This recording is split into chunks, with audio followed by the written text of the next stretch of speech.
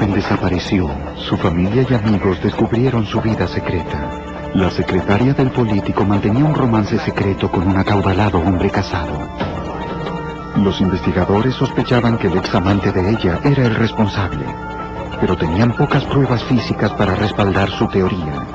Para llevarlo a juicio, el FBI tuvo que trabajar en la clandestinidad y poner a un hermano en contra del otro.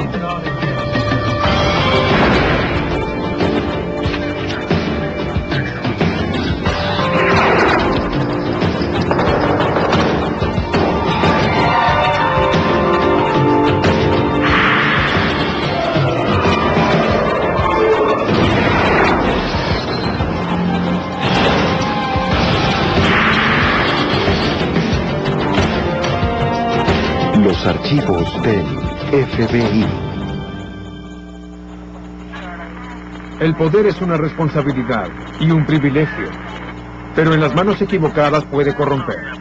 Esto es cierto en la comunidad judicial y para el ex fiscal general adjunto del estado de Delaware, para quien pasar por alto su juramento de defender la justicia resultaría fatal. Soy Jim Kallstrom, ex jefe del FBI en Nueva York.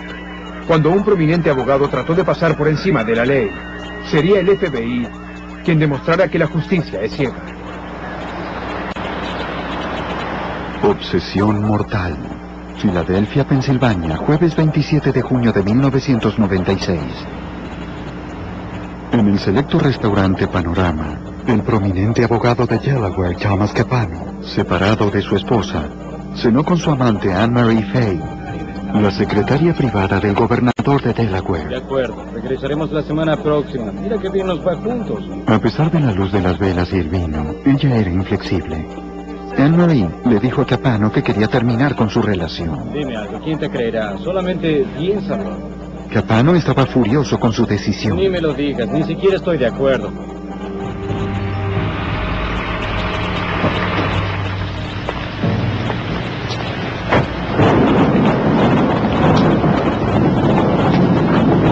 ¡Ante el auto! ¡Vamos! Después de cenar, Capano llevó a Anne-Marie en auto a la casa de Wilmington, Delaware, que alquilaba desde que abandonó a su esposa. Insistió en que ella entrara para continuar la conversación. Quiero entrar, date prisa. Dime. Vamos, quiero hablar contigo. ¿De acuerdo? Él no quería terminar con su relación.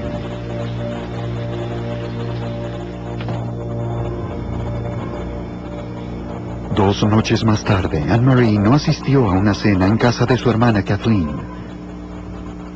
Preocupada, Kathleen citó a la policía del estado de Delaware en el departamento de Anne-Marie. Explicó que nadie había tenido noticias de la secretaria del gobernador desde el jueves. Leche y huevos aquí. Encontraron alimentos perecederos sin desempaquetar en la mesa de la cocina.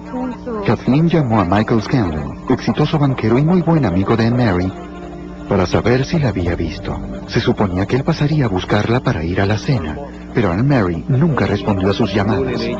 María siempre tiene todo en su lugar. Simplemente no entiendo cómo... La familia de Anne-Marie sabía que era limpia y ordenada. Sin embargo, su departamento estaba desordenado. Zapatos desparramados en el suelo de la habitación junto con su cartera. Había un costoso traje de pantalones en su caja de ¿Esto no regalo. es normal? No, en absoluto. El detective revisó la cartera. Encontró la billetera y el documento de ella, aunque faltaban sus llaves. Llamaron al detective Robert Donovan de la policía de Wilmington al lugar y supuso que Anne-Marie no había dejado el departamento por su propia voluntad. Por la información que están proporcionando, ella no es el tipo de persona que sale a caminar por el vecindario o algún lugar sin avisarle a alguien dónde está. Primero, típico de una mujer cuando sale a algún lugar se lleva la cartera, la billetera, el documento o algo. El detective Donovan. En el dormitorio, Kathleen encontró un paquete de cartas de un hombre llamado Thomas Capano. Encontré algunas cartas aquí, pero no estoy segura. Todas hablaban de su amor por ella. Kathleen y Scanlon quedaron perplejos. Anne-Marie nunca había mencionado a Capano. ¿Es alguien que conocemos? Aunque la hermana de Anne-Marie nunca había oído hablar del hombre, el detective Donovan sin duda sí. Thomas Capano era un hombre poderoso en el estado de Delaware. El detective encontró el diario de Anne-Marie en el dormitorio y pasó a la última página.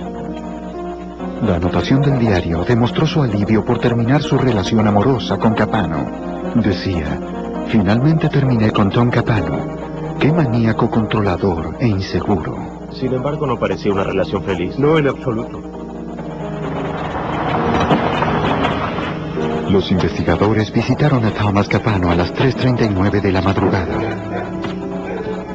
Separado de su esposa y padre de 4 hijas, Capano tenía 47 años. Vivía en una casa rentada, situada a solo minutos del departamento de Anne-Marie. Señor Capano, lamentamos molestarlo tan tarde, pero debo preguntarle algunas cosas. Capano confirmó que tenía una relación con Anne-Marie, pero afirmó que había terminado mucho tiempo atrás. Según él, la pareja había terminado amistosamente. Les dijo a los detectives que había cenado con ella el jueves a la noche en Filadelfia. Luego la llevó a la casa de él por un momento para darle un regalo y algunos comestibles que necesitaba. Después la llevó a su casa. Cuando le preguntaron, Capano dijo que no había visto a Anne-Marie desde entonces, pero tampoco estaba sorprendido por su desaparición. Capano explicó que Anne-Marie tenía el viernes libre y que tal vez había decidido irse por el fin de semana. Necesito saber cuál era su relación con Anne-Marie. La describió como temperamental y a veces suicida. Sugirió que la policía esperara hasta el lunes a la mañana, cuando probablemente iría a trabajar. Pero terminamos, solo somos amigos. Luego le preguntamos si ella en realidad podía estar en su casa y si tenía problemas en que la revisáramos. Dijo que sería un problema porque sus hijas estaban con él el fin de semana y ellas dormían arriba. Sin embargo, el lunes Anne-Marie no fue a trabajar. Los investigadores volvieron al edificio de su departamento y hablaron con la vecina de abajo. ¿Puede contarme algo de lo que pasó anoche? La vecina había estado fuera el fin de semana, pero recordó oír pasos de una sola persona en el departamento de Anne-Marie el jueves a la noche, aproximadamente a las 9:45. Parecían más pesados que de costumbre, quizá los de un hombre. No escuchó nada más después de esa noche.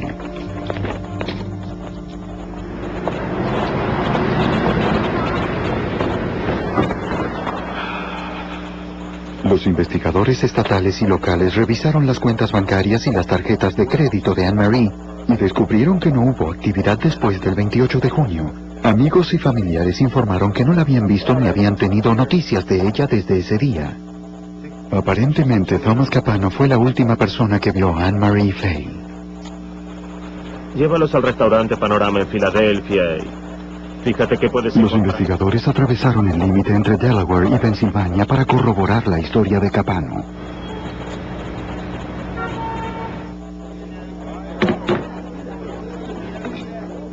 Hablaron con la mesera que atendió a la pareja el 27 de junio, aproximadamente a las 7 de la noche. Recordó esa noche y reconoció a Thomas Capano y Anne-Marie Fay por las fotos. Sí, es ella, no estaba contenta. ¿No? La camarera recordó que la pareja parecía tensa. Anne-Marie habló poco y apenas tocó su comida. Después de darle la cuenta a Capano, él se la pasó a Anne-Marie, quien puso el nombre de él en la boleta. La camarera no alcanzó a oír nada de su conversación, ya que la pareja dejaba de hablar cada vez que ella se acercaba a la mesa. ¿Ella la firmó? Ella lo hizo. Los investigadores se reunieron con varios amigos íntimos de Anne-Marie, que describieron un romance clandestino que había comenzado casi 3 años atrás. En 1993, Anne-Marie Fay, de 27 años, conoció a Thomas Capano en la oficina del gobernador. No, Tom Capano. Anne-Marie Fay. A pesar de su empleo de alto nivel, ella quedó impresionada por el poderoso abogado y se sintió halagada cuando él le mostró interés. Te veré luego. Los investigadores descubrieron que aunque Capano llenaba a Anne-Marie de regalos costosos, solo salían a lugares alejados para evitar que los vieran. Ella sentía una gran atracción por el carismático hombre mayor, pero temía la desaprobación de su familia y mantuvo el romance en secreto. Estarás esperando cuando regrese. A medida que pasaban los meses, Anne-Marie les contó en secreto a sus amigos que el exterior encantador de Capano escondía a un hombre colérico y manipulador, que entendía el amor solo en términos de control. Les contó a sus amigos que no podía confiar en él. Para la primavera de 1996, su manipulación y su ira habían dañado la relación de una manera irreparable.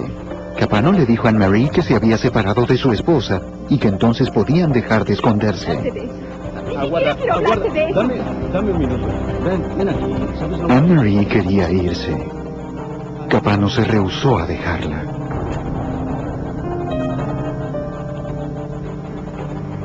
Los detectives descubrieron que poco antes de que Anne-Marie desapareciera, comenzó a salir con Michael Scanlon, a quien ella encontraba cariñoso y estable.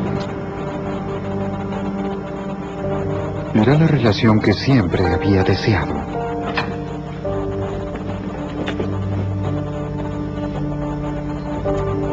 La esperanza de una propuesta matrimonial parecía prometedora. Thomas Capano seguía persiguiéndola. Anne-Marie les dijo a sus amigas que Capano la estaba acechando. Estaba asustada y quería que se fuera de su vida. Capano se negó a aceptar ese rechazo. La familia Fay ofreció $10,000 de recompensa por información relacionada a la desaparición de Anne-Marie. Podemos reunirnos todos. Durante el fin de semana del 4 de julio, cientos de ciudadanos preocupados ayudaron a la policía. Realizaron una búsqueda masiva en un parque local que Anne-Marie frecuentaba. Gracias a los que conocen y quieren a Anne-Marie. El mismo gobernador se unió a la búsqueda. No hallaron ni un rastro de la secretaria desaparecida.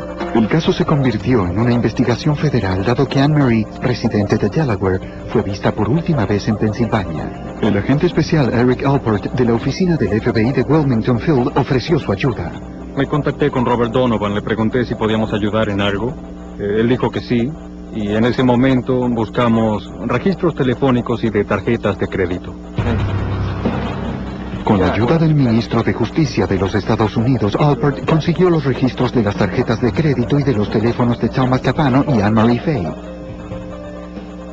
El fiscal adjunto de los Estados Unidos, Callum Connolly, descubrió que Capano hizo una compra de $308 en Wallpaper Warehouse justo 2 días después de la desaparición de Fay. Era extraño porque Tom Capano vivía en una casa alquilada, así que llamé al número de Wallpaper Warehouse. Una persona atendió el teléfono y dijo alfombras Airbase. Se lo dije a Bob Donovan enseguida y ambos tuvimos la misma reacción que fue: Dios tal vez la enrolló en la alfombra. Los investigadores ahora creían que Thomas Capano mató a Anne-Marie Fay, pero necesitaban mucho más que una sospecha para convencer al juez de que había un probable motivo para registrar la casa de Capano.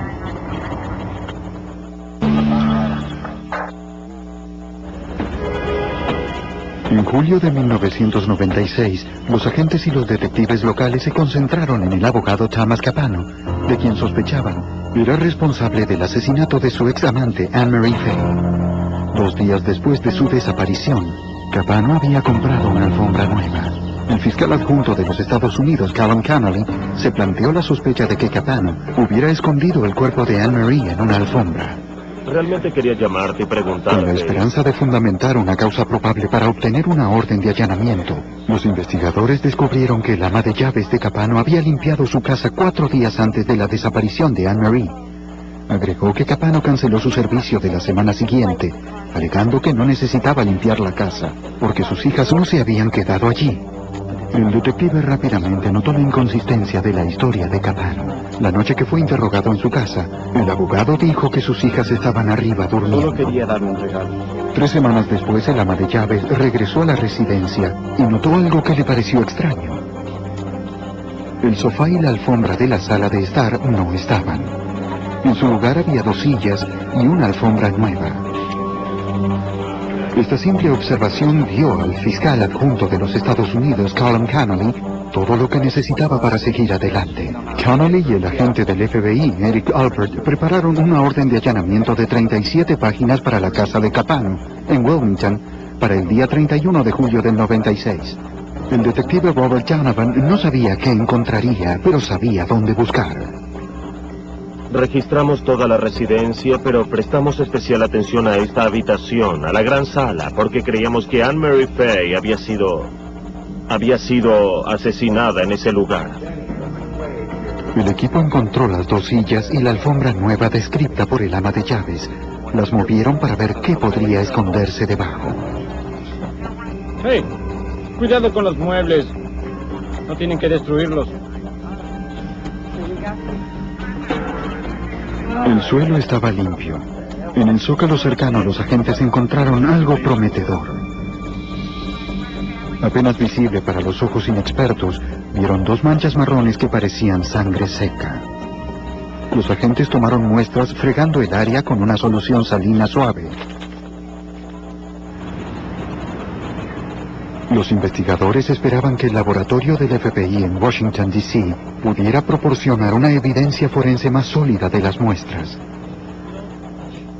Para el analizador de ADN del laboratorio, Alan Justy, analizar el material recuperado era un desafío. Las muestras en sí no son muy grandes, en realidad eran bastante pequeñas. Y debido a eso, debemos tener cuidado porque nuestro análisis consumirá parte de la mancha para determinar si es sangre. Justin realizó la prueba de Castlemeyer. La misma requiere solo una muestra del tamaño de la cabeza de un alfiler. Aplicó el producto químico fenolftaleína que se torna rosa cuando se mezcla con sangre.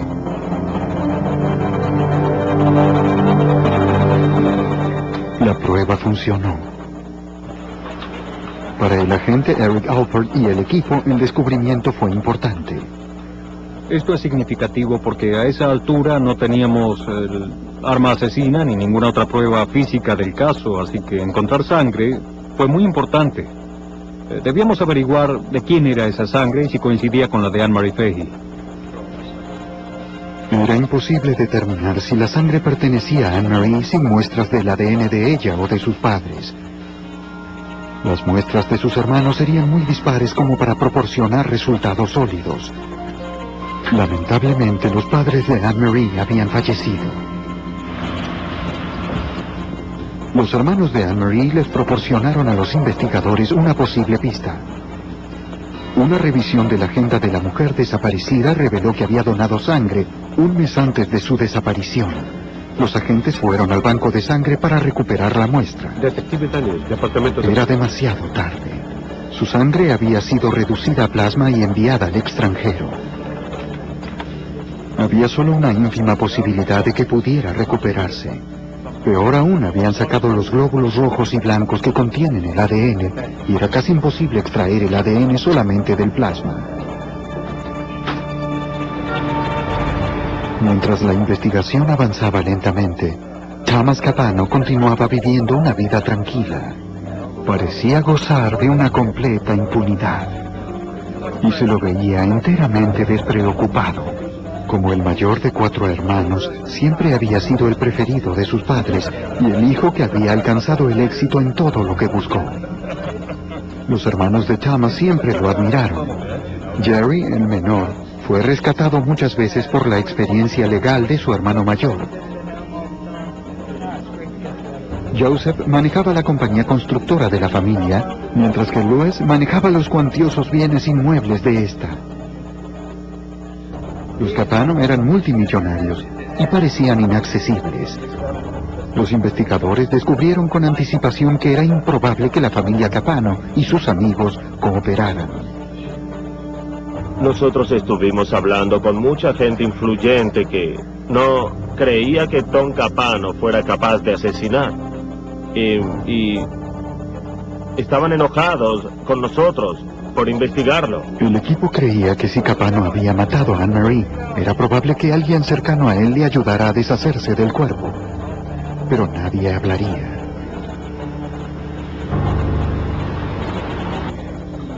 Sin un cuerpo, sin muestra de ADN, ni el arma homicida, y sin la cooperación de sus cómplices, el caso federal contra Thomas Capano era débil. El 6 de agosto, el agente Alpert recibió una llamada de Sean Taylor, un gerente de proyecto de la compañía de urbanización de Louis Capano. Taylor sabía algo que creyó que podría interesarles a los investigadores. Acordó encontrarse con los agentes y detectives en un lugar seguro, por miedo a que le pasara algo si los hermanos Capano se enteraban de que hablaba con las autoridades. Describió un incidente inusual que había ocurrido un día después de que Anne-Marie fuera reportada como desaparecida. ¿Le dieron alguna razón por la que hicieron eso? Nos informó que era gerente de proyecto en una de las obras de Luis Capano y Asociados. Declaró que el 1 de julio, el lunes, después de la desaparición de Anne-Marie Fahey, le ordenaron llevar y vaciar 4 contenedores en la propiedad. Y pensó que era extraño porque ninguno estaba lleno y además porque era fuera de lo común hacerlo debido al costo de vaciar algo así. Esto reforzó la sospecha de los investigadores de que Thomas Capano había tenido ayuda para deshacerse del cuerpo de Anne-Marie. No más que eso. La compañía constructora de Luis Capano recibió una citación por los registros de los contenedores, mientras que los investigadores empezaron a presionar a la poderosa familia. Luis, necesito hablar contigo. Toma, lleva esto. Esperaban que uno de los hermanos se pusiera en contra de Thomas y le contara a las autoridades sobre la desaparición de Anne-Marie. No debes preocuparte más, ¿de acuerdo? Tus problemas me están volviendo loco. La sólida unión entre los hermanos comenzó a ponerse Debes tensa. mantenerte firme con la historia. Pero Thomas logró mantener a todos a raya. Nos vemos, adiós.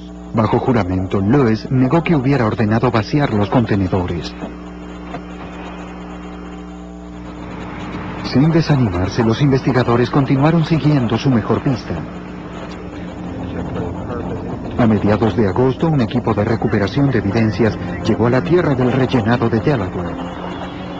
Los trabajadores señalaron el área donde se habían vaciado los contenedores. El equipo de recuperación buscó cualquier cosa que pudiera ser rastreada en la casa de Thomas Capano. Buscábamos la alfombra, el sofá, tal vez un arma asesina y también el cuerpo de Anne-Marie Fahey. Durante 4 días extenuantes y calurosos, los agentes del FBI registraron las tierras. No encontraron nada. Finalmente los investigadores se retiraron cansados y frustrados. A pesar de sus fuertes sospechas, no tenían pruebas suficientes para presentar cargos. A los agentes, detectives y fiscales les parecía que Thomas Capano había logrado el crimen perfecto.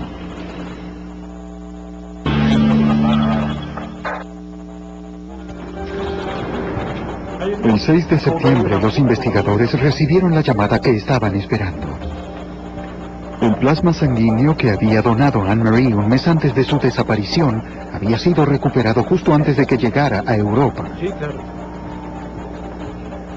Los agentes necesitaban una muestra establecida del ADN de Anne-Marie para compararla con la muestra no reconocida de las manchas de sangre que se hallaron en la casa de Capano. Pero el analizador de ADN del laboratorio, Alan Justy, no sabía si el plasma sería suficiente. El problema de extraer ADN del plasma es que este es la parte de la sangre que se separa de los glóbulos y estos son los que contienen el ADN.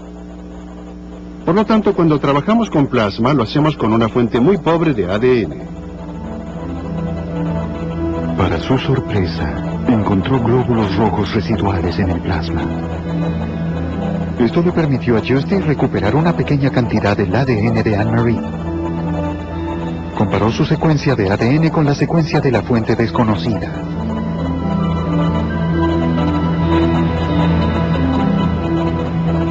Coincidían. Había solo una diminuta posibilidad de que las manchas de sangre de la casa de Capano no pertenecieran a Anne-Marie Fahey.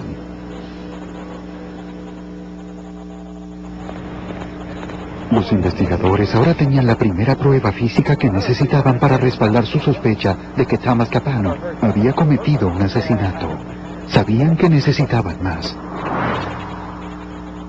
Los registros del teléfono celular de Capano revelaron que había llamado a una mujer de nombre Debbie McIntyre de Stone Harbor, Nueva Jersey, el 28 de junio, la mañana después de que Anne-Marie desapareciera. Los investigadores descubrieron que Debbie McIntyre era otra amante de Capano. Vimos que se llamaban con frecuencia, pero no estábamos seguros de su relación. Por otras entrevistas que hicimos, descubrimos que Thomas Capano y Debbie McIntyre habían tenido un romance durante unos 12 años. Así, al mismo tiempo, mantenía un romance con Anne-Marie Fahey y mantenía otro con Debbie McIntyre. Los agentes también averiguaron que Jerry Capano, el hermano menor, había tenido un barco anclado en Stone Harbor. El detective Robert Donovan investigó. Averiguamos que Capano vendió su lancha localmente. Alguien del lugar la había comprado. Pudimos rastrearla y hablar con la persona y entonces ver su lancha. Buscaron por toda la lancha rastros de Anne-Marie, pero no hallaron nada. El nuevo dueño del barco les contó a los investigadores que Jerry Capano había vendido la nave sin anclas. Sospecharon que ahora las anclas estaban en el fondo del océano, atadas alrededor del cuerpo de Anne-Marie. El fiscal adjunto de los Estados Unidos, Colin Connolly, y su equipo centraron su atención en Jerry Capano. Y así desde noviembre del 96 montamos esta operación encubierta con la idea de que reuniríamos pruebas incriminatorias de las actividades de Jerry y cualquier otra información sobre su participación para deshacerse del cuerpo el 28 de junio.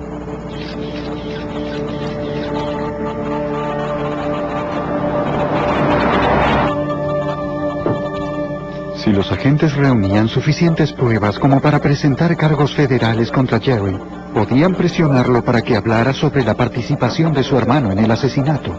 Durante 11 meses los agentes secretos siguieron cada movimiento de Jerry. Descubrieron que frecuentaba bares y cabarets y que consumía estimulantes ilegales.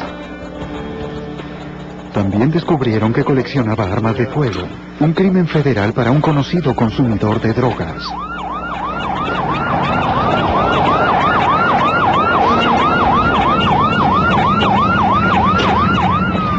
La noche del 9 de octubre de 1997, 15 meses después de la desaparición de Anne-Marie Fay, el FBI, con la ayuda de ATF, allanó la casa de Jerry Capano.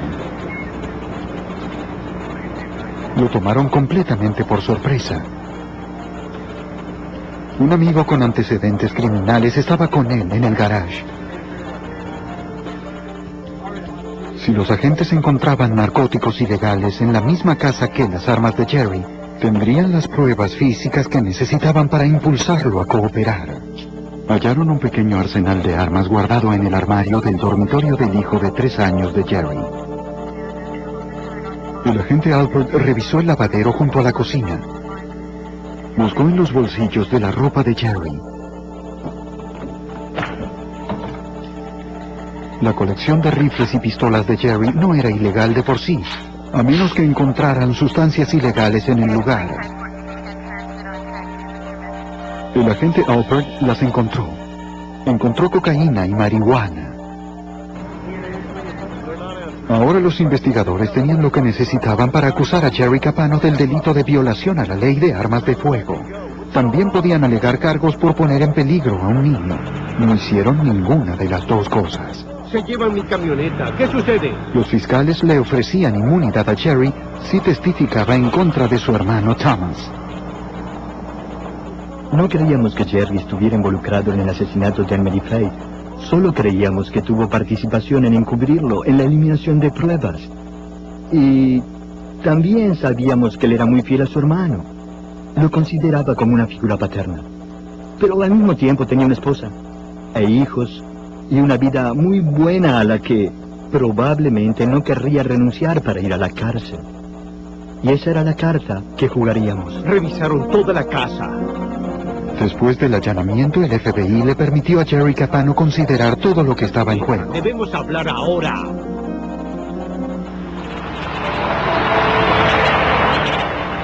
Se vio forzado a elegir entre su hermano y su esposa e Ni lo hijos. intentes, ni siquiera lo intentes conmigo. Vinieron aquí. Y La presión sobre Jerry Capano era enorme. revisaron toda mi casa.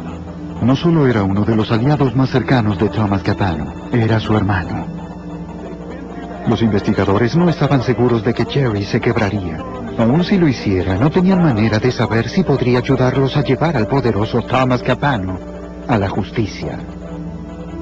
No dejes que suceda. 1 año y medio después de la desaparición de Anne-Marie Fay, Jerry Capano pidió ver al FBI y al fiscal de los Estados Unidos, Colin Connolly, el 8 de noviembre de 1997. Las autoridades federales habían amenazado a Jerry Capano con los cargos federales de posesión de armas de fuego si no cooperaba con la investigación. Sospechaban que Jerry había ayudado a su hermano Thomas Capano a deshacerse del cuerpo de Anne-Marie en el océano. Con abogados a su lado, Jerry relató su participación en el incidente. Comenzó meses antes de la desaparición de Anne-Marie el 28 de junio. ¿Estuvo personalmente? A principios de 1996, su hermano Thomas acudió a él con un problema. Jerry le contó a Eric Albert que no se dio cuenta de que Thomas le había mentido. En febrero del 96, Thomas Capano acudió a su hermano Jerry y le contó que lo estaban extorsionando, que alguien estaba amenazando a sus hijas. Le pidió a Jerry que le consiguiera efectivo para pagarle al extorsionista. También le pidió a Jerry un arma y dijo que podría necesitar su ayuda algún día en el barco para deshacerse del cuerpo del extorsionista. Recibí una llamada de... Jerry le dio a Thomas $8,000 y el arma que le pidió. Thomas le devolvió el arma un mes después, diciéndole a Jerry que el dinero había sido suficiente. No necesitaba el arma después de todo. No supo mucho más sobre el problema de Thomas hasta el viernes 29 de junio del 96. A la mañana temprano, Jerry salió de su casa y encontró a su hermano mayor estacionado en el extremo del camino de entrada. Thomas parecía enojado. Tom, ¿qué haces aquí? Jerry, ayúdame. Necesito tu barco. No me involucro. Ni bien Tom le pidió utilizar el barco. Jerry supo que Tom estaba involucrado. Y Jerry le dijo a Tom, ¿lo hiciste? Y su hermano dijo sí. Te dije que no quiero involucrarme. Jerry dijo que no quería tener nada que ver con deshacerse de un cuerpo. Y se negó a darle el barco. Dijo que tenía una esposa e hijos y una hermosa casa. Y Tom jugó la carta del hermano mayor. Tom dijo, no tengo a quien acudir, eres mi hermano menor. Por favor, ayúdame. No me des la espalda ahora, ¿quieres? Oye, Te veré en tu casa. ¿en una hora? Está bien. Y finalmente Jerry cedió. Y acordó encontrarse con Tom, ir a Puerto Stone, a sacar el barco y deshacerse del cuerpo.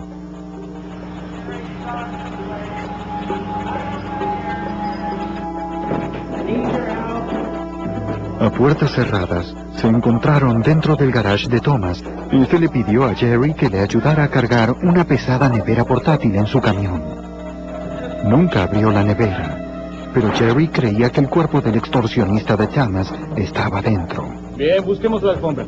Solo quedaba la ¿Qué alfombra. harás con esta alfombra? Arrojarla al océano. No se hundirá. Jerry le dijo a su hermano que no la llevara al barco porque probablemente no se hundiría. ¿Está bien? Sí, vamos.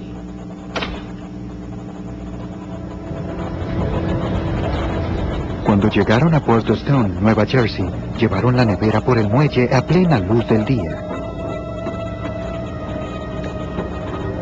Era una nevera portátil común utilizada por los pescadores en la marina, suficientemente grande como para llevar una gran provisión de carnada. Nadie podía imaginarse lo que llevaban allí.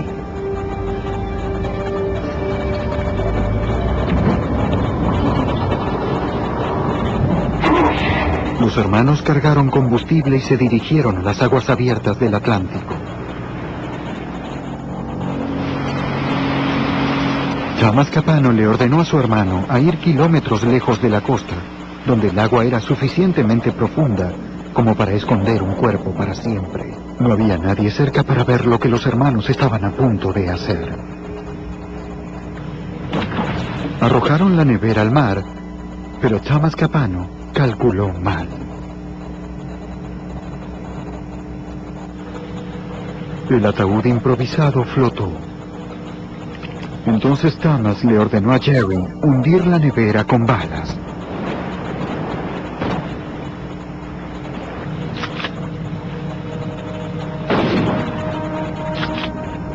La nevera seguía flotando.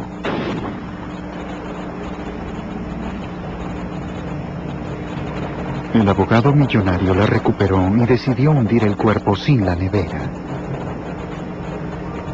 Su hermano menor no quería tener nada que ver con eso. Se fue a la parte delantera del barco mientras Thomas envolvía las anclas del barco alrededor del cuerpo. Lo que Jerry Capano vio a continuación fue decisivo para el detective Robert Donovan. Jerry se da vuelta y cuando le pregunta a Tom, ¿ya terminaste? Tom le dice, sí, terminé. Cuando Jerry se da vuelta para mirar a Tom, ve una pantorrilla y un pie hundiéndose.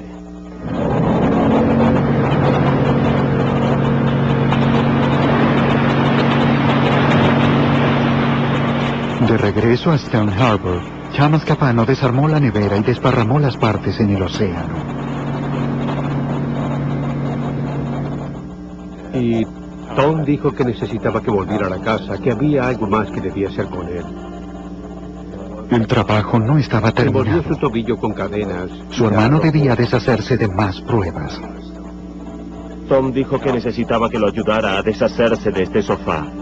Y Jerry vio una mancha en el sofá, justo a la altura del hombro, que era grande. La describió como una mancha de sangre del tamaño de una pelota de básquet. Entonces haz algo con esto si te molesta, ¿de acuerdo? Los investigadores creyeron que la mancha había sido provocada por un disparo fatal a la cabeza de Anne-Marie.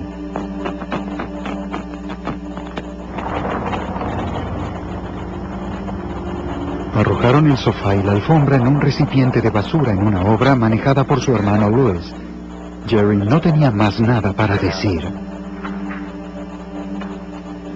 Cuando se supo que Jerry había cooperado con los investigadores, su hermano Louis apareció con su abogado 2 días después. La inquietud lo llevó a movilizarse. Louis Capano negó su declaración anterior y admitió que había obedecido las órdenes de Chamas de vaciar los contenedores antes de lo programado. El FBI comenzó a vigilar a Chamas Capano las 24 horas. Creían que el asesino sospechoso trataría de matar a sus hermanos para evitar que testificaran. El FBI tenía motivos para hacer un minucioso seguimiento. Menos de una semana más tarde, el 12 de noviembre de 1997, el equipo de vigilancia vio a Capano y a su hermano Joseph cargar maletas en su camión.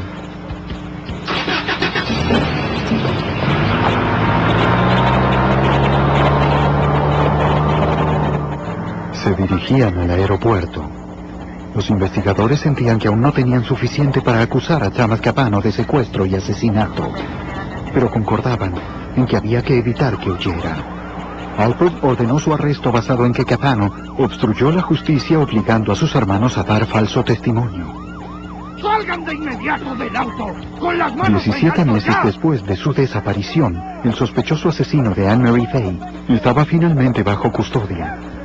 Ahora había 2 hermanos en contra de uno. ¡Vamos, las manos en alto! Pero los investigadores aún no tenían ni el cuerpo, ni el arma homicida. Thomas, ¿estás bien? Sí. El 12 de noviembre de 1997, el FBI arrestó al prominente abogado de Delaware, Chamas Capano. Era el principal sospechoso del asesinato de Anne-Marie Fay. Su hermano menor Jerry aseguró que Chamas había arrojado el cuerpo en el océano Atlántico.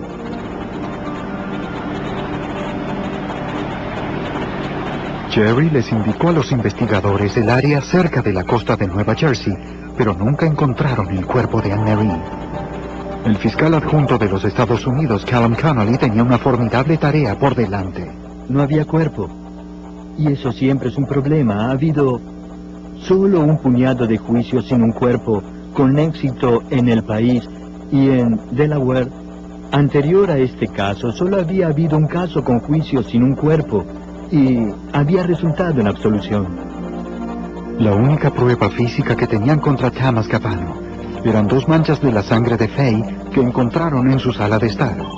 Mientras los investigadores preparaban el difícil juicio, el agente especial Eric Alpert averiguó algo que podía fortalecer su caso. Recibimos un llamado de un individuo que dijo que había encontrado la nevera flotando en el océano, alrededor del fin de semana del 4 de julio de 1996. Y le pedí que describiera la nevera, y dijo que le faltaba la tapa y que tenía un agujero de bala. La pista parecía prometedora. La persona que llamó había leído un artículo sobre el arresto de Capano, donde se informaba que se había usado una nevera en el crimen. Pero el periódico nunca mencionó que faltaba la tapa ni que había sido perforada por una bala. De inmediato Alpert condujo las 2 horas hasta Bay City, Nueva Jersey, para verificar la pista. El fin de semana del 4 de julio de 1996, Ken Chubb pescaba a 10 kilómetros de la costa del río Indian cuando se topó con una nevera que flotaba en el océano. Tenía 2 agujeros de bala y manchas de sangre, pero nos sorprendió que fuera una nevera nueva. No que tuviera agujeros de bala o sangre, porque suelen dispararle a los tiburones. Podría haber aparecido uno, podrían haberle disparado y la sangre podría haber sido de eso. Sí, señor. Sin duda así es. Chubb reparó los agujeros, reemplazó la tapa y la utilizó para él hasta que surgió la historia del arresto de Capano. Pueden verlo. Los agentes descubrieron que el código de barras de la nevera coincidía con la que Capano había comprado con su tarjeta de crédito el 22 de abril, 2 meses antes de la desaparición de Anne-Marie. La nevera era importante en este caso porque evitaba que la defensa de Tom Capano pudiera decir que Jerry Capano estaba mintiendo, y corroboraba exactamente lo que Jerry Capano nos había contado mucho antes de saber que encontraríamos esta nevera. La nevera portátil era su segunda prueba física y su compra demostraba la premeditación de Capano. Los investigadores aún no tenían el arma homicida. Revisaron los registros en las tiendas de armas locales en busca de compras realizadas por Capano o por personas cercanas a él. Lo que encontraron fue sorprendente. Los investigadores descubrieron que el amante de Capano, Debbie McIntyre, compró una Beretta calibre 22 el 13 de mayo del 96, 6 semanas antes de la desaparición de Faye. Llamaron a McIntyre para interrogarla. Fingió que su relación con Thomas Capano era más casual de lo que era en realidad. Puede pasar años en la cárcel. Connolly le preguntó si Capano tenía un arma. McIntyre lo negó. No. Le pregunté, ¿usted tiene un arma? Inmediatamente su comportamiento cambió. Comenzó a sonrojarse, se puso muy nerviosa. Era evidente que mentía. Y que nos contó esa historia fantástica de que había comprado un arma y luego la había arrojado a la basura. Y le preguntamos si alguien sabía que había comprado esa arma y dijo una persona, y era Tom Capano. Connolly señaló que si McIntyre le había proporcionado el arma a Capano, había cometido un delito.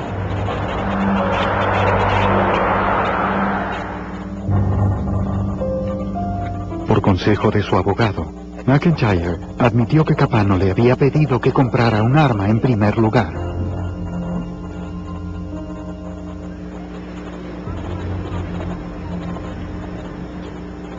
El juicio comenzó el 26 de octubre de 1998. Al principio del proceso judicial, Capano sorprendió a la fiscalía admitiendo que se había deshecho del cuerpo de Faye, como había declarado Jerry. También admitió haberle pedido a su hermano Royce que vaciara los contenedores antes. En el estrado de los testigos, Capano describió su propia versión de los hechos de la noche del 27 de junio. Después de cenar, él y Anne-Marie volvieron a su casa. Según Capano, se habían reconciliado. Estaban pasando un buen momento cuando Debbie McIntyre irrumpió en su casa. ¿Qué estás haciendo? ¿Quién es ella? ¿Qué quieres decir? ¿Qué estás haciendo en mi casa, ¡Desgraciado! Enojada y desesperada, McIntyre amenazó con suicidarse. ¡Suelta el arma! Pues mira lo que has hecho. Anne-Marie murió en el acto. A pesar de su capacitación legal, Capano declaró que no llamó a la policía porque trataba de proteger a McIntyre y a sí mismo. En cambio, buscó la nevera portátil, que dijo que era un regalo para su hermano, y decidió utilizarla como ataúd. Durante el interrogatorio, Connolly señaló que Capano había tenido parte en la acusación en un caso similar en el año 1976, cuando era fiscal general adjunto de Delaware. En ese caso, el asesino arrojó a su víctima en un arroyo cerca de la ciudad de Delaware. En ese entonces, Capano dijo, el asesino habría salido triunfante con su crimen si hubiera arrojado el cuerpo al Atlántico. Capano lo negó. Bien, está todo aquí. ¿Puedo darle esto a su señoría? En la versión del estado de los hechos, Capano forzó a Anne-Marie Faye a volver a su casa. Ella estaba decidida a terminar con su relación, pero Capano no era de quienes soportan un desprecio.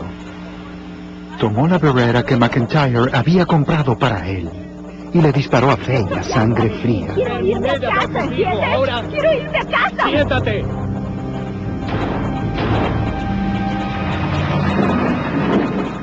Luego la metió en la nevera. A eso de las 9:45 de esa misma noche, ingresó al departamento de Anne-Marie, con comestibles frescos y un nuevo traje de pantalones que ella nunca usaría. Trató cuidadosamente de tapar sus huellas, como lo había planeado por meses. El 17 de enero de 1999, el jurado regresó con el veredicto. Señor Foreman, ¿el jurado tiene un veredicto? Sí, su señoría, lo tenemos. Por favor, de pie. Basado en el testimonio de su hermano, la prueba de sangre y la nevera recuperada, el alguna vez prominente abogado millonario Thomas Capano fue encontrado culpable de asesinato en primer grado.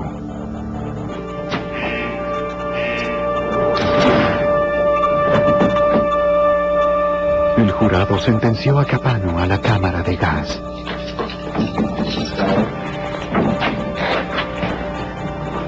Fue la primera vez en la historia de Delaware que un acusado había sido encontrado culpable de un crimen capital, sin un cuerpo, ni un arma asesina.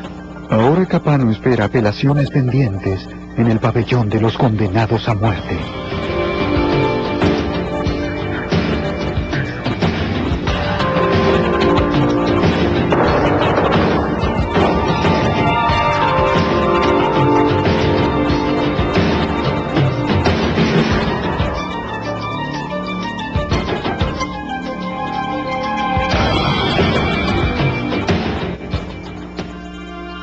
Un pequeño arsenal de armas guardado en el armario del dormitorio del hijo de 3 años de Jerry.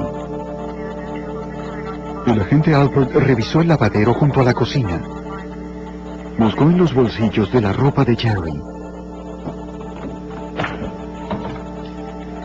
La colección de rifles y pistolas de Jerry no era ilegal de por sí, a menos que encontraran sustancias ilegales en el lugar. El agente Albert las encontró. Encontró cocaína y marihuana. Ahora los investigadores tenían lo que necesitaban para acusar a Jerry Capano del delito de violación a la ley de armas de fuego. También podían alegar cargos por poner en peligro a un niño.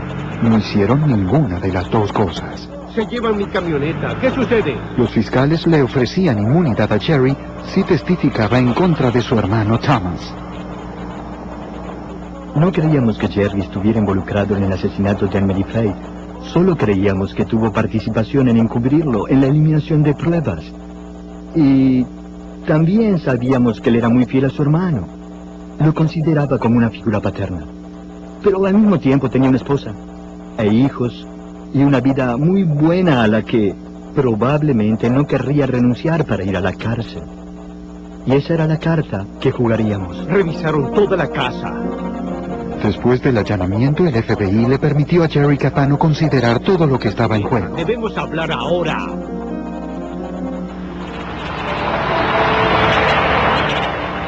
Se vio forzado a elegir entre su hermano y su esposa e Ni lo hijos. intentes, ni siquiera lo intentes conmigo. Vinieron aquí y La presión sobre Jerry Capano era enorme. revisaron toda mi casa.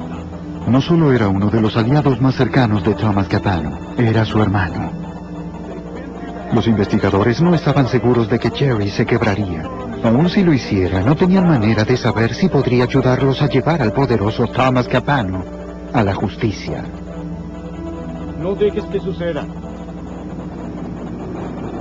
1 año y medio después de la desaparición de Anne-Marie Faye, Jerry Capano pidió ver al FBI y al fiscal de los Estados Unidos, Callum Connolly, el 8 de noviembre de 1997. Las autoridades federales habían amenazado a Jerry Capano con los cargos federales de posesión de armas de fuego si no cooperaba con la investigación. Sospechaban que Jerry había ayudado a su hermano Thomas Capano a deshacerse del cuerpo de Anne-Marie en el océano. Con abogados a su lado, Jerry relató su participación en el incidente. Comenzó meses antes de la desaparición de Anne-Marie el 28 de junio. ¿Estuvo personalmente? A principios de 1996, no pertenecieran a Anne-Marie Faye.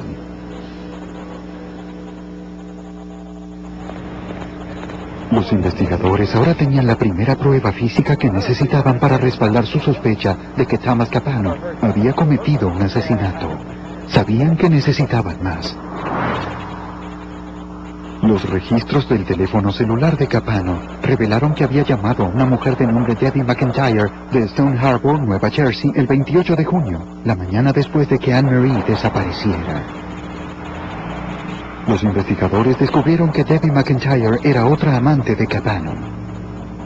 Vimos que se llamaban con frecuencia, pero no estábamos seguros de su relación. Por otras entrevistas que hicimos, descubrimos que Thomas Capano y Debbie McIntyre habían tenido un romance durante unos 12 años.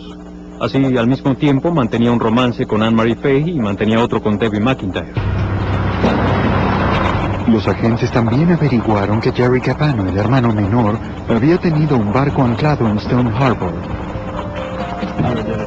El detective Robert Donovan investigó. Averiguamos que Capano vendió su lancha localmente. Alguien del lugar la había comprado. Pudimos rastrearla y hablar con la persona y entonces ver su lancha. Buscaron por toda la lancha rastros de Anne-Marie, pero no hallaron nada. El nuevo dueño del barco les contó a los investigadores que Jerry Capano había vendido la nave sin anclas. Sospecharon que ahora las anclas estaban en el fondo del océano, atadas alrededor del cuerpo de Anne-Marie. El fiscal adjunto de los Estados Unidos, Callum Connolly, y su equipo centraron su atención en Jerry Capano. Y así desde noviembre del 96 montamos esta operación encubierta con la idea de que reuniríamos pruebas incriminatorias de las actividades de Jerry y cualquier otra información sobre su participación para deshacerse del cuerpo el 28 de junio.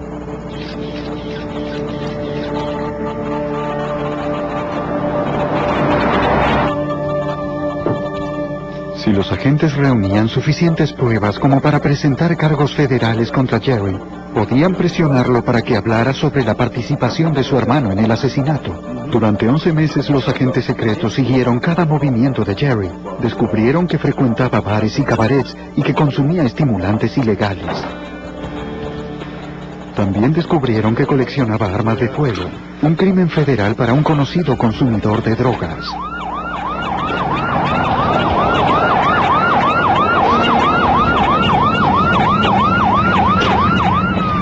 La noche del 9 de octubre de 1997, 15 meses después de la desaparición de Anne-Marie Fahey, el FBI, con la ayuda de ATF, allanó la... Jerry les indicó a los investigadores el área cerca de la costa de Nueva Jersey, pero nunca encontraron el cuerpo de Anne-Marie. El fiscal adjunto de los Estados Unidos, Callum Connolly, tenía una formidable tarea por delante. No había cuerpo. Y eso siempre es un problema. Ha habido solo un puñado de juicios sin un cuerpo con éxito en el país y en Delaware. Anterior a este caso, solo había habido un caso con juicios sin un cuerpo y había resultado en absolución. La única prueba física que tenían contra Thomas Capano eran 2 manchas de la sangre de Fahey que encontraron en su sala de estar. Mientras los investigadores preparaban el difícil juicio, el agente especial Eric Alpert averiguó algo que podía fortalecer su caso. Recibimos un llamado de un individuo que dijo que había encontrado la nevera flotando en el océano, alrededor del fin de semana del 4 de julio de 1996. Y le pedí que describiera la nevera, y dijo que le faltaba la tapa y que tenía un agujero de bala. La pista parecía prometedora. La persona que llamó había leído un artículo sobre el arresto de Capano, donde se informaba que se había usado una nevera en el crimen. Pero el periódico nunca mencionó que faltaba la tapa ni que había sido perforada por una bala. De inmediato Alpert condujo las 2 horas hasta Bay City, Nueva Jersey, para verificar la pista. El fin de semana del 4 de julio de 1996, Ken Chubb pescaba a 10 kilómetros de la costa del río Indian cuando se topó con una nevera que flotaba en el océano. Tenía 2 agujeros de bala y manchas de sangre, pero nos sorprendió que fuera una nevera nueva. No que tuviera agujeros de bala o sangre, porque suelen dispararle a los tiburones. Podría haber aparecido uno, podrían haberle disparado y la sangre podría haber sido de eso. Sí, señor. sin duda así es. Chubb reparó los agujeros, reemplazó la tapa y la utilizó para él hasta que surgió la historia del arresto de Capano. Pueden verlo. Los agentes descubrieron que el código de barras de la nevera coincidía con la que Capano había comprado con su tarjeta de crédito el 22 de abril, 2 meses antes de la desaparición de Anne-Marie. La nevera era importante en este caso porque evitaba que la defensa de Tom Capano pudiera decir que Jerry Capano estaba mintiendo, y corroboraba exactamente lo que Jerry Capano nos había contado mucho antes de saber que encontraríamos esta nevera. La nevera portátil era su segunda prueba física y su compra demostraba la premeditación de Capano. Los investigadores aún no tenían el arma homicida. Revisaron los registros en las tiendas de armas locales en busca de compradores. Descubrieron que el ama de llaves de Capano había limpiado su casa 4 días antes de la desaparición de Anne-Marie. Agregó que Capano canceló su servicio de la semana siguiente, alegando que no necesitaba limpiar la casa, porque sus hijas no se habían quedado allí. El detective rápidamente notó la inconsistencia de la historia de Capano. La noche que fue interrogado en su casa, el abogado dijo que sus hijas estaban arriba durmiendo. Solo quería darme un regalo. 3 semanas después, el ama de llaves regresó a la residencia y notó algo que le pareció extraño. El sofá y la alfombra de la sala de estar no estaban. En su lugar había 2 sillas y una alfombra nueva. Esta simple observación dio al fiscal adjunto de los Estados Unidos, Colin Connolly, todo lo que necesitaba para seguir adelante. Connolly y el agente del FBI, Eric Alpert, prepararon una orden de allanamiento de 37 páginas para la casa de Capano, en Wilmington, para el día 31 de julio del 96. El detective Robert Donovan no sabía qué encontraría, pero sabía dónde buscar. Registramos toda la residencia, pero prestamos especial atención a esta habitación, a la gran sala, porque creíamos que Anne-Marie Fay había sido asesinada en ese lugar. El equipo encontró las 2 sillas y la alfombra nueva descrita por el ama de llaves. Las movieron para ver qué podría esconderse debajo. ¡Hey! Cuidado con los muebles. No tienen que destruirlos. El suelo estaba limpio. En el zócalo cercano los agentes encontraron algo prometedor. Apenas visible para los ojos inexpertos, vieron 2 manchas marrones que parecían sangre seca. Los agentes tomaron muestras fregando el área con una solución salina suave. Los investigadores esperaban que el laboratorio del FBI en Washington, D.C. pudiera proporcionar una evidencia forense más sólida de las muestras. Para el analizador de ADN del laboratorio, Alan Juste, analizar el material recuperado era un desafío. Las muestras en sí no son muy grandes, en realidad eran bastante pequeñas. Y debido a eso, debemos tener cuidado porque nuestro análisis consumirá parte de la mancha para determinar si es sangre. Justin realizó la prueba de Castle-Meyer. La misma requiere solo una muestra del tamaño de la cabeza de un alfiler. Aplicó el producto químico fenolftaleína que se torna rosa cuando se mezcla con sangre.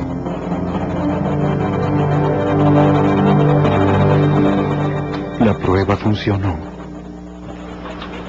Para el agente Eric Alpert y el equipo, el descubrimiento fue importante. Esto es significativo porque a esa altura no teníamos arma asesina ni ninguna otra prueba física. Que alquilaba desde que abandonó a su esposa. Insistió en que ella entrara para continuar la conversación. Quiero entrar, date prisa. Dime. Vamos, quiero hablar contigo. ¿De acuerdo? Él no quería terminar con su relación.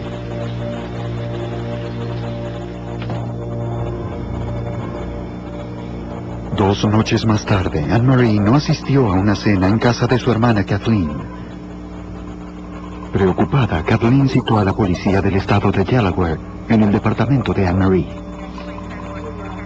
Explicó que nadie había tenido noticias de la secretaria del gobernador desde el jueves. Y huevos aquí. Encontraron alimentos perecederos sin desempaquetar en la mesa de la cocina. Kathleen llamó a Michael Scanlon, exitoso banquero y muy buen amigo de Mary, para saber si la había visto. Se suponía que él pasaría a buscarla para ir a la cena, pero Anne-Marie nunca respondió a sus llamadas. Marie siempre tiene todo en su lugar. Simplemente no entiendo cómo... La familia de Anne-Marie sabía que era limpia y ordenada. Sin embargo, su departamento estaba desordenado. Zapatos desparramados en el suelo de la habitación junto con su cartera. Había un costoso traje de pantalones en su caja de regalo. ¿Esto no es normal? No, en absoluto. El detective revisó la cartera. Encontró la billetera y el documento de ella, aunque faltaban sus llaves. Llamaron al detective Robert Donovan de la policía de Wilmington al lugar y supuso que Anne-Marie no había dejado el departamento por su propia voluntad. Por la información que están proporcionando, ella no es el tipo de persona que sale a caminar por el vecindario o algún lugar sin avisarle a alguien dónde está. Primero, típico de una mujer, cuando sale a algún lugar se lleva la cartera, la billetera, el documento o algo. El detective Donovan. En el dormitorio, Kathleen encontró un paquete de cartas de un hombre llamado Thomas Capano. Encontré algunas cartas aquí, pero no estoy segura. Todas hablaban de su amor por ella. Kathleen y Scanlon quedaron perplejos. Anne-Marie nunca había mencionado a Capano. ¿Es alguien que conocemos? Aunque la hermana de Anne-Marie nunca había oído hablar del hombre, el detective Donovan sin duda sí.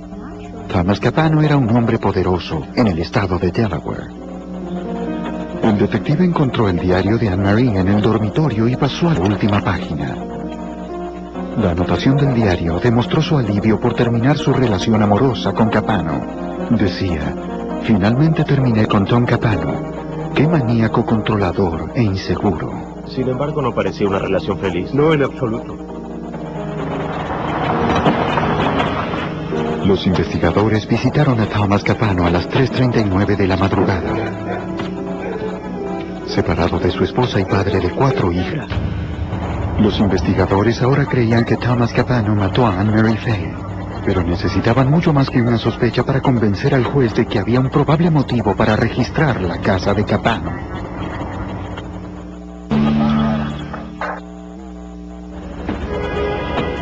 En julio de 1996, los agentes y los detectives locales se concentraron en el abogado Thomas Capano, de quien sospechaban era responsable del asesinato de su ex amante Anne-Marie Fay. 2 días después de su desaparición, Capano había comprado una alfombra nueva. El fiscal adjunto de los Estados Unidos, Callum Connolly, se planteó la sospecha de que Capano hubiera escondido el cuerpo de Anne-Marie en una alfombra. Realmente quería llamarte y preguntarte... Con la esperanza de fundamentar una causa probable para obtener una orden de allanamiento, los investigadores descubrieron que el ama de llaves de Capano había limpiado su casa 4 días antes de la desaparición de Anne-Marie. Agregó que Capano canceló su servicio de la semana siguiente, alegando que no necesitaba limpiar la casa, porque sus hijas no se habían quedado allí. El detective rápidamente notó la inconsistencia de la historia de Capano. La noche que fue interrogado en su casa, el abogado dijo que sus hijas estaban arriba durmiendo. Solo quería darme un regalo. 3 semanas después, el ama de llaves regresó a la residencia y notó algo que le pareció extraño. El sofá y la alfombra de la sala de estar no estaban. En su lugar había 2 sillas y una alfombra nueva.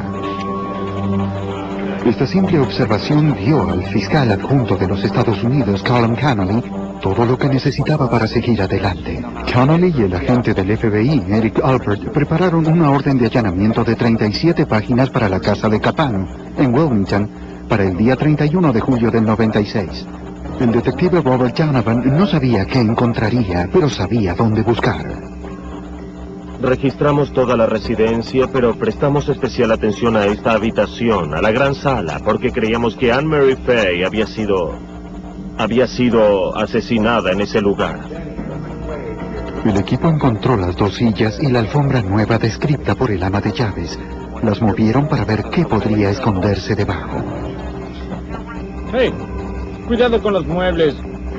No tienen que destruirlos. El suelo estaba limpio. En el zócalo cercano los agentes encontraron algo prometedor. Apenas visible para los ojos inexpertos, vieron 2 manchas marrones que parecían sangre seca. Los agentes tomaron muestras fregando el área con una solución salina suave. Los investigadores esperaban que el laboratorio del FBI en Washington, D.C. pudiera proporcionar una evidencia forense más sólida de las muestras.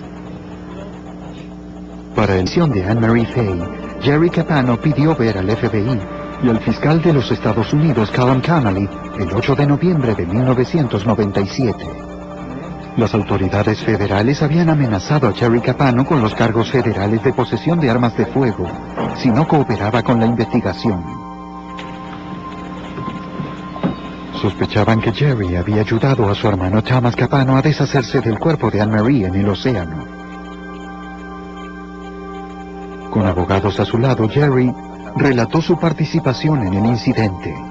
Comenzó meses antes de la desaparición de Anne Marie el 28 de junio. ¿Estuvo personalmente? A principios de 1996, su hermano Thomas acudió a él con un problema. Jerry le contó a Eric Albert que no se dio cuenta de que Thomas le había mentido. En febrero del 96, Thomas Capano acudió a su hermano Jerry y le contó que lo estaban extorsionando, que alguien estaba amenazando a sus hijas. Le pidió a Jerry que le consiguiera efectivo para pagarle al extorsionista. También le pidió a Jerry un arma y dijo que podría necesitar su ayuda algún día en el barco para deshacerse del cuerpo del extorsionista. Recibí una llamada de... Jerry le dio a Thomas $8,000 y el arma que le pidió. Thomas le devolvió el arma un mes después, diciéndole a Jerry que el dinero había sido suficiente. No necesitaba el arma después de todo. No supo mucho más sobre el problema de Thomas hasta el viernes 29 de junio del 96. A la mañana temprano, Jerry salió de su casa y encontró a su hermano mayor estacionado en el extremo del camino de entrada. Thomas parecía enojado. ¿Qué haces aquí? Jerry, ayúdame. Necesito tu barco. No me involucro. Ni bien Tom le pidió utilizar el barco. Jerry supo que Tom estaba involucrado. Y Jerry le dijo a Tom, ¿lo hiciste? Y su hermano dijo sí. Te dije que no quiero involucrarme. Jerry dijo que no quería tener nada que ver con deshacerse de un cuerpo. Y se negó a darle el barco. Dijo que tenía una esposa e hijos y una hermosa casa. Y Tom jugó la carta del hermano mayor. Tom dijo, no tengo a quien acudir, eres mi hermano menor. Por favor, ayúdame. No me des la espalda ahora, ¿quieres? Oye, Te veré en tu casa. ¿En una hora? Está bien. Bien. Y finalmente Jerry cedió. Y acordó encontrarse con Tom, ir a Puerto Stone, a sacar el barco y deshacerse del cuerpo.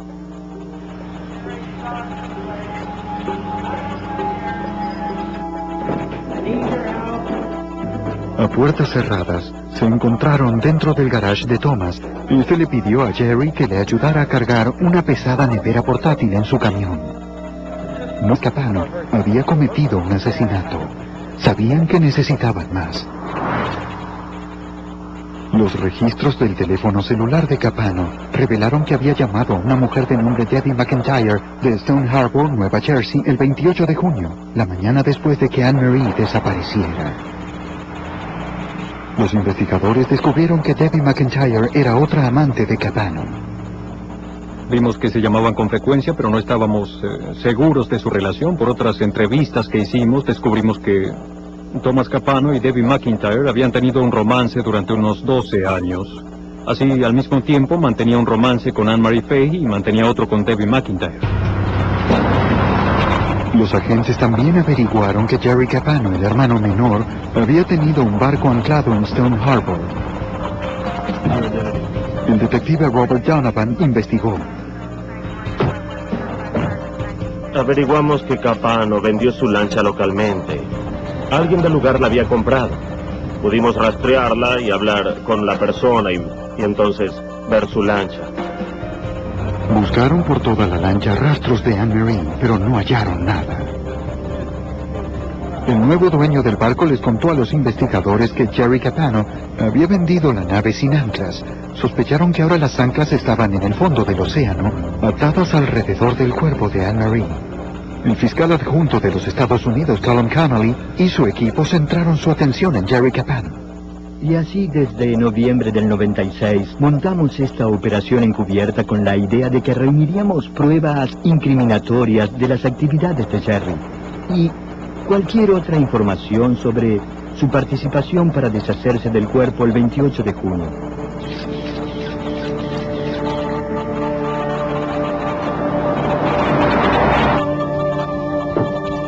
Si los agentes reunían suficientes pruebas como para presentar cargos federales contra Jerry, podían presionarlo para que hablara sobre la participación de su hermano en el asesinato.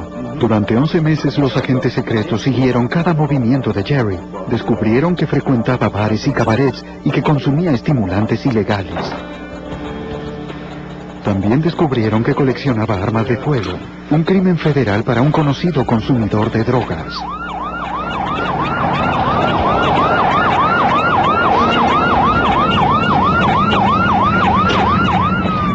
La noche del 9 de octubre de 1997, 15 meses después de la desaparición de Anne-Marie Fay, el FBI, con la ayuda de ATF, allanó la casa de Jerry Capano. Lo tomaron completamente por sorpresa. Un amigo con antecedentes criminales estaba con él en el garage. Producto químico fenolftaleína que se torna rosa cuando se mezcla con sangre.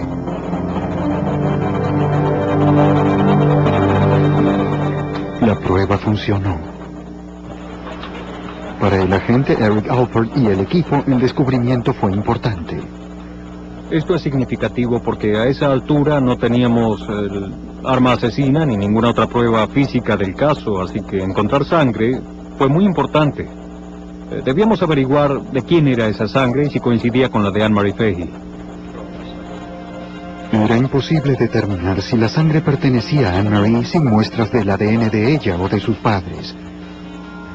Las muestras de sus hermanos serían muy dispares como para proporcionar resultados sólidos. Lamentablemente, los padres de Anne-Marie habían fallecido.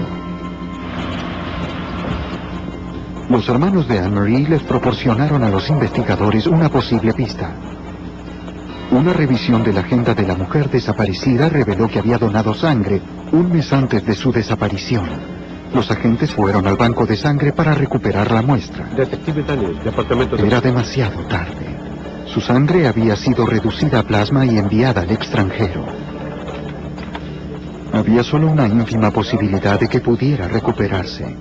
Peor aún, habían sacado los glóbulos rojos y blancos que contienen el ADN, y era casi imposible extraer el ADN solamente del plasma. Mientras la investigación avanzaba lentamente, Thomas Capano continuaba viviendo una vida tranquila. Parecía gozar de una completa impunidad, y se lo veía enteramente despreocupado. Como el mayor de 4 hermanos, siempre había sido el preferido de sus padres y el hijo que había alcanzado el éxito en todo lo que buscó. Los hermanos de Thomas siempre lo admiraron. Jerry, el menor, fue rescatado muchas veces por la experiencia legal de su hermano mayor. Joseph manejaba la compañía constructora de la familia, mientras que Louis manejaba los cuantiosos bienes inmuebles de esta.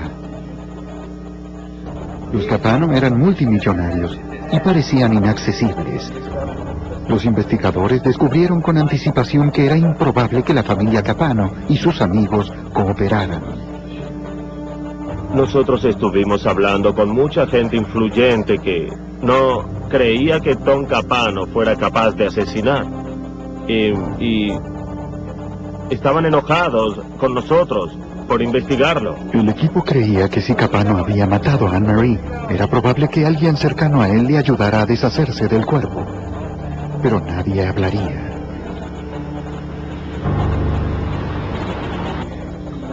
Sin un Capano sorprendió a la fiscalía admitiendo que se había deshecho del cuerpo de Fay, como había declarado Jerry.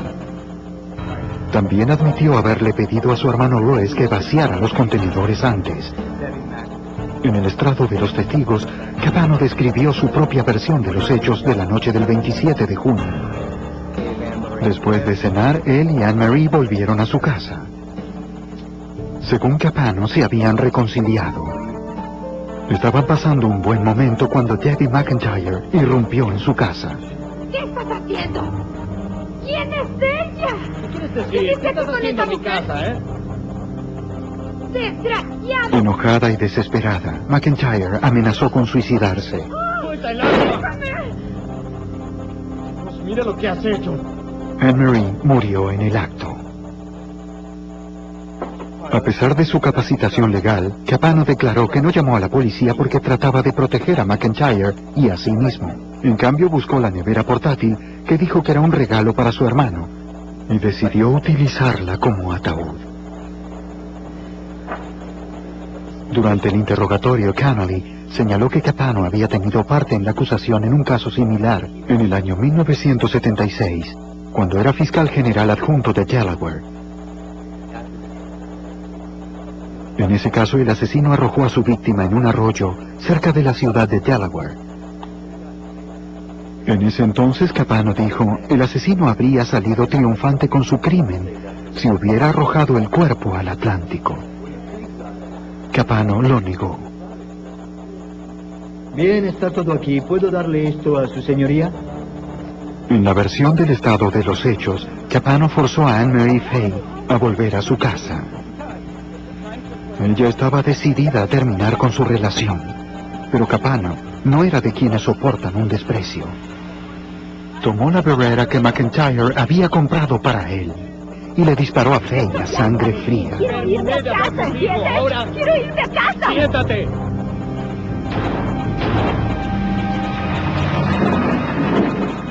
Luego la metió en la nevera. A eso de las 9:45 de esa misma noche, ingresó al departamento de Anne-Marie, con comestibles frescos y un nuevo traje de pantalones que ella nunca usaría. Trató cuidadosamente de tapar sus huellas, como lo había planeado por meses.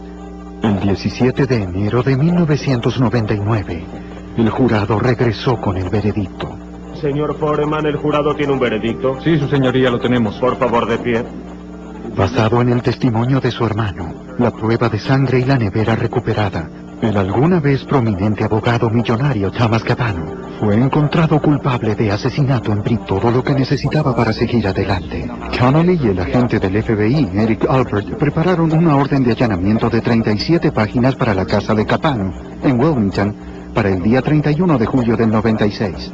El detective Robert Donovan no sabía qué encontraría, pero sabía dónde buscar.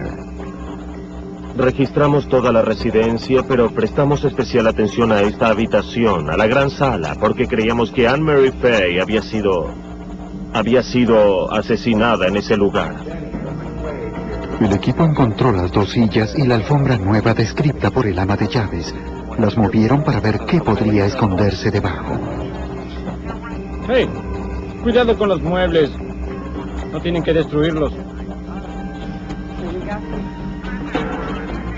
El suelo estaba limpio. En el zócalo cercano los agentes encontraron algo prometedor. Apenas visible para los ojos inexpertos, vieron 2 manchas marrones que parecían sangre seca. Los agentes tomaron muestras fregando el área con una solución salina suave. Los investigadores esperaban que el laboratorio del FBI en Washington, D.C. pudiera proporcionar una evidencia forense más sólida de las muestras. Para el analizador de ADN del laboratorio, Alan Juste, analizar el material recuperado era un desafío. Las muestras en sí no son muy grandes, en realidad eran bastante pequeñas. Y debido a eso, debemos tener cuidado porque nuestro análisis consumirá parte de la mancha para determinar si es sangre. Justin realizó la prueba de Castlemeyer. La misma requiere solo una muestra del tamaño de la cabeza de un alfiler. Aplicó el producto químico fenolftaleína que se torna rosa cuando se mezcla con sangre.